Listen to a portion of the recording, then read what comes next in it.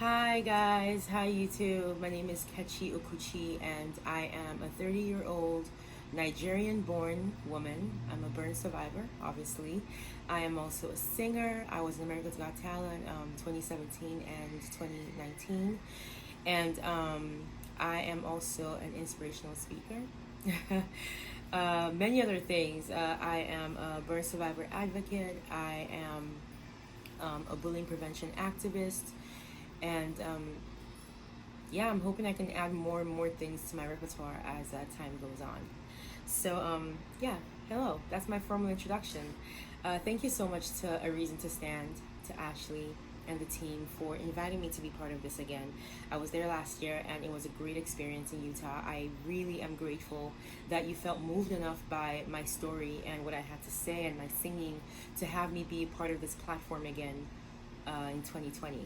I know it's a little different. We were supposed to do this in person, but as the world changes and as things happen, we adapt and we keep moving. So I love that we're moving on to this online platform for now. Um, so I just want to kind of spend this time giving people who may not be familiar with me um, a little snapshot, I guess, of who I am, how I came to be, all these things that I listed in the beginning of this video, and just all the things that I may have learned in my journey as a burn survivor, and as a human being, really, just trying to live in a world that does not always embrace differences. So I was 16 years old when my accident happened. Like I said, I am Nigerian. I was born in Nigeria and I was in high school when I was involved in my accident. This was my senior year and I was heading home for the Christmas holidays. I actually went to a boarding school in Nigeria, a boarding high school, and myself and 60 other kids were heading home for Christmas. We flew excuse me, we flew on the same plane to get back home because we lived like a whole different, like we lived in a whole different state basically from where my school was. So a bunch of us who lived in the same area would go home using the same means of transport, and that was the norm, really. There was nothing unusual about this is what we always did at the end of every semester. So 61 of us, including myself, were on that plane. It was a plane. And there were other passengers, obviously. There were 109 people in total. Myself, all the kids from my school, other people, including the flight crew and everyone. And I remember the flight being very normal. There was nothing weird and just really average, the way flights are supposed to be. But then it was towards the landing, like the descending into the airport, that things started to get shaky. Apparently there was a storm. I don't really remember that. I just remember the plane shaking a lot and just for it being just too much to be regular turbulence. And I remember that my last memory was holding my friend's hand and looking into her eyes and hearing this loud searing, like metal scraping sound. And then next thing I remember is opening my eyes in the hospital in South Africa, and it was 5 weeks later. I had been in a coma for from the moment the accident happened, I guess, till this moment when I woke up in South Africa. So it turned out that the plane had crashed upon trying to land in a really bad storm, and it took the lives of everyone on board except two people, myself and another lady who I didn't know. So all the kids from my school passed away. I sustained third-degree burns over 65% of my body, while the other survivor, the other lady, she I think she broke a bone, but that was really it. But her trauma was more psychological because while I passed out, like for most of the traumatic part of the flight, she remembers everything. And I really would never trade I wouldn't trade my burns for her memories, ever. But yeah, so that was what happened, really. It was, still is, one of the biggest tragedies that Nigeria has ever experienced. But somehow I survived through no effort of mine, obviously. And I was told that a guy found my body, and somehow I was able to give him my mom's number. I don't remember that, but that's how my mom found me. My parents realized I was alive, and then before I knew it, I was being shipped off to South Africa because that was where they had the level of equipment, I guess, that would be able to care for the burns that I sustained. And so I spent 7 months in South Africa in the ICU and then in the ward. And then eventually I moved to America with my family. And this was where I got my reconstructive surgery. So this is where they essentially gave me back my life. South Africa was the phase where they patched me back together and brought me back from the brink.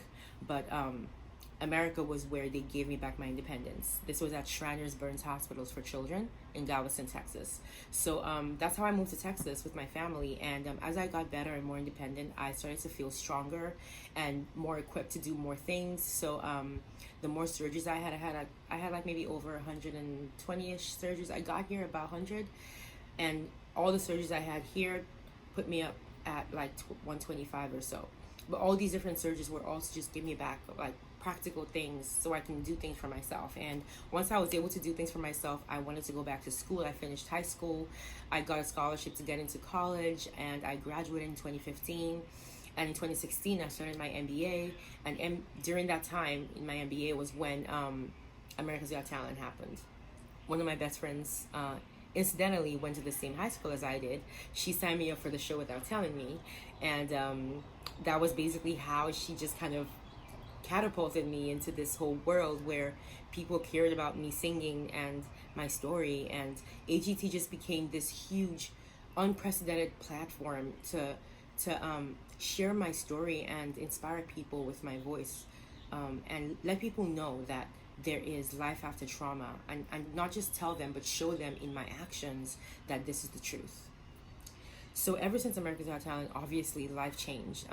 People were interested in having me, come out for events and listen to me sing. And all of a sudden I had this whole new opportunity where it wasn't just academia. It was like I was able to explore my artistic inclinations and speak and sing and do all these things I've always loved to do, but never really thought like would become anything more than a hobby.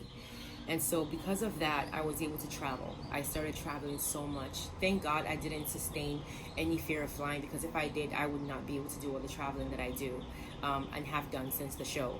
So by 2017, I started becoming all these things I've always wanted to do, but didn't have the platform to do it on a big scale, like being a burn advocate for other burn survivors. This was so important to me because I needed to show these kids that there's life after trauma. I wanted to show them with my own life that you don't have to, life doesn't just end with surgeries. Do you know what I mean? I needed them to know that, there is a life to look forward to, a normal life to look forward to, even after all these surgeries are over. And when you're in the middle of surgery, it's so hard to see anything past all those surgeries, because that's all your life is, in and out of the hospital. But I wanted these kids to see that you can not only survive such a thing that happened to us, you can also thrive and still do the things you want to do.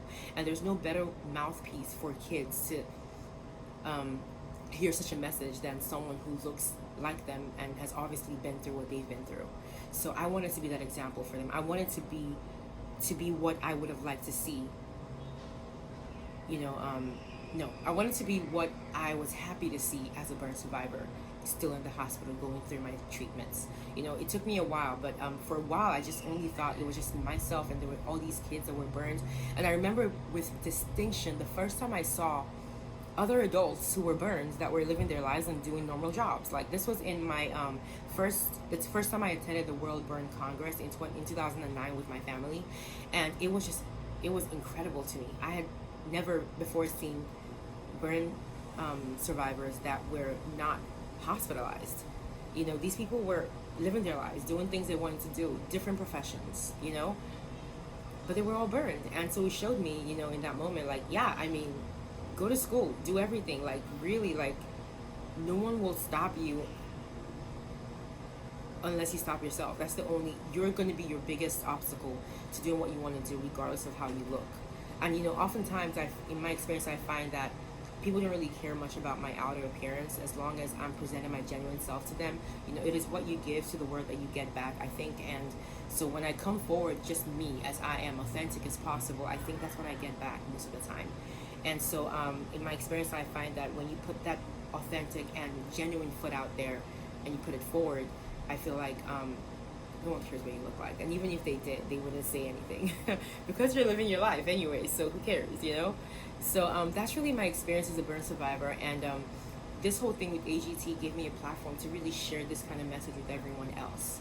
So it really makes me happy that people feel like they want to hear more about this, and they want to know, you know, how I got the strength to do this and that. I mean, honestly, guys, it's really just my support system. All the stuff I'm doing, everything I'm saying sounds so cool, but it's not like I'm not a one-man team over here, you know, a one-man army. I am the result of a lot of love and support of so many amazing people, from my physiotherapists and doctors to my mom, to my sister, my dad, to everyone who has somehow fed something positive into me since this whole thing happened. I am the result of all that love, and that is why I can live my life the way that I live my life, as authentically as possible.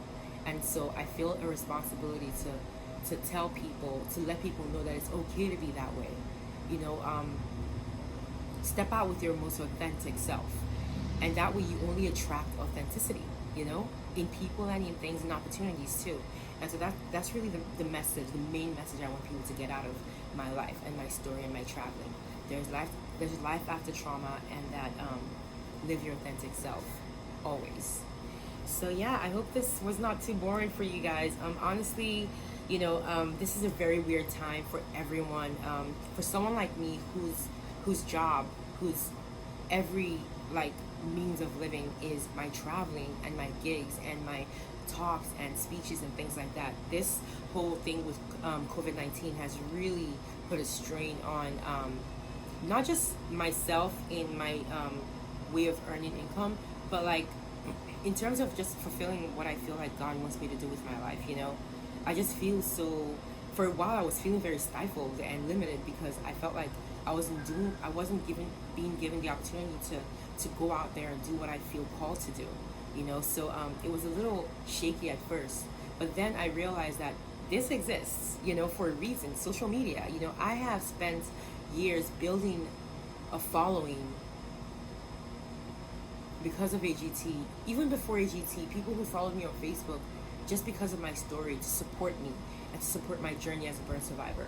And all that translated into AGT, and then even more people knew about me. And now I have so many people who look forward to my posts and encourage me and find encouragement in the things that I say and do online. I have built this. I have been given the opportunity to build this.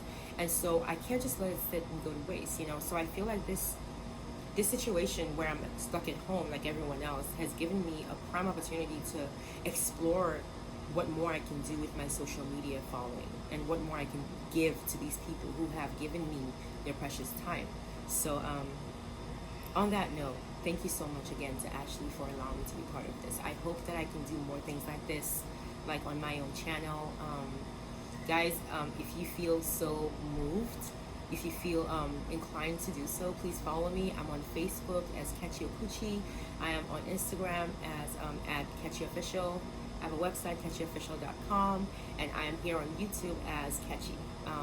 So yeah, please join my subscribers. I'm going to be posting new content pretty soon. I hope you guys look forward to it, and I hope this gives anyone who watches a reason to stand and keep moving. We will get through this, guys, for sure, and I cannot wait to see a lot of you, hopefully, in person once this is all over. Thank you so much. So I kind of feel like it would be incomplete if I didn't send you guys off with like a little bit of a song. And even though my voice is a little weird these days, I still feel inclined to sing a little something for you. It's just a little bit of encouragement. It is my original song. It's called Don't You Dare. I'm going to sing the chorus, and it just goes so perfectly with the theme of hope and encouragement that I am really trying to send out there to people. So I hope you enjoy it. Don't you dare give up on tomorrow. Don't you dare tell your dreams goodbye.